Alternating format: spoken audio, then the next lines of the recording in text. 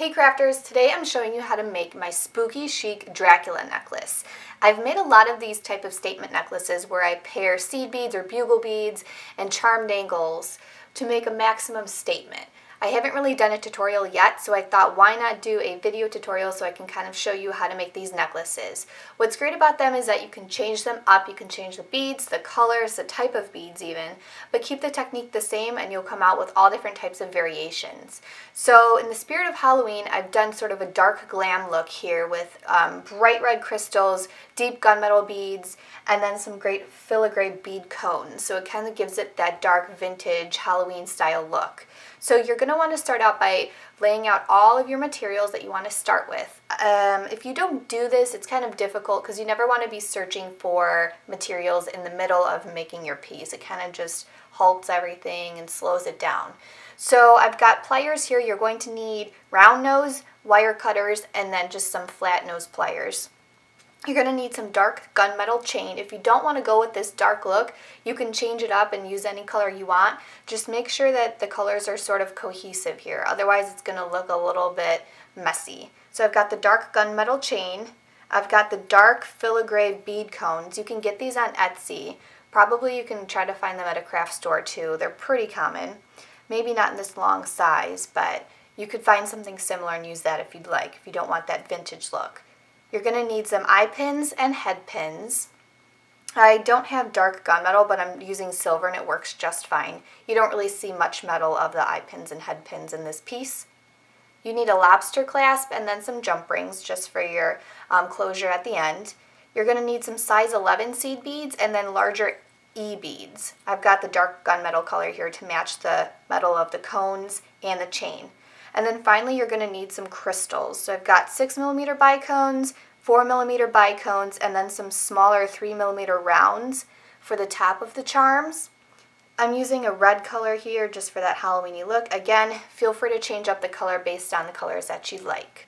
This entire necklace basically consists of the same charm drop, just layered next to each other on chain to create that sparkly statement. So to create each individual charm drop, it's going to look something like this when you're done. You're just going to want to start out by grabbing a head pin, a 6mm bicone, a 4mm bicone, some size 11 seed beads, and then the very small 3mm round for the top. So on your eye pin, start by beading on one 6mm bicone, one 4mm bicone, and then fill up the rest of the head pin until you're about like 1/4 of an inch away from the end, or enough to create a small loop with your round nose pliers. Just bead on these size 11 seed beads.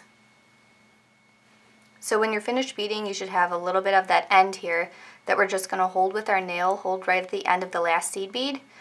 Bend the end of the actual wire at a 90-degree angle. Take your round nose pliers and then just finish off that loop right there until you have a little bead drop just like this.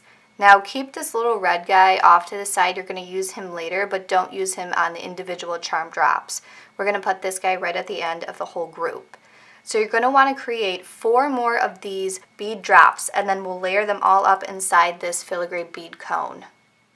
Once you have 5 bead drops, you're going to take an eye pin, open up that bottom link there, and then string the drops onto the loop. So they're nice and grouped together just like this. You're going to then string on 2 bead beads, because this just adds a little bit of length to the charm drop so it doesn't get lost inside this bead cone. Then just take the wire, string it through the top of the bead cone. Once you have the end, sometimes you have to grab the end with the pliers and sort of pull it through and make sure it's nice and neat. Just like this. Take your small little bead, this is what we were saving it for, add it onto the end here, and then just simply create a wrapped loop at the top. You don't have to do a wrapped loop, but I usually do just because it adds a bit of strength. Continue making charm drops until you have about 17 pieces. You can choose to do a little bit more or a little less depending on how big of a statement you want your piece, but for this one I used 17. You always want to use an odd number so that you have one that can fit right in the center of your necklace, and then there's an even number on each side. So I'm just going to pull these off to the side for now. Cut a length of chain for your necklace. I did about 17 inches here because I kind of want a smaller collar necklace. These work really well when they sit right at the base of the neck as opposed to being like a longer piece. But again, you can feel free to change it up depending on the look you want. So just find the exact center link of your necklace and then take a jump ring, or what I like to do is, since these links are not soldered, I just like to use a chain link because why not? Be industrious if you can. I don't want to open up a whole nother pack of jump rings. So then find your center link, simply just add this charm to the link, and then again we always use 2 pairs of pliers when we close, and we twist to close, we never pull. So this one's nice and situated right at the center there. So you're just going to want to continue adding your charm drops on each side of the necklace. Make sure you space them out evenly on each side, so I would do about 2 links apart just so you get a nice full look. If you go too far apart, it's going to look strange and it's going to look kind of empty.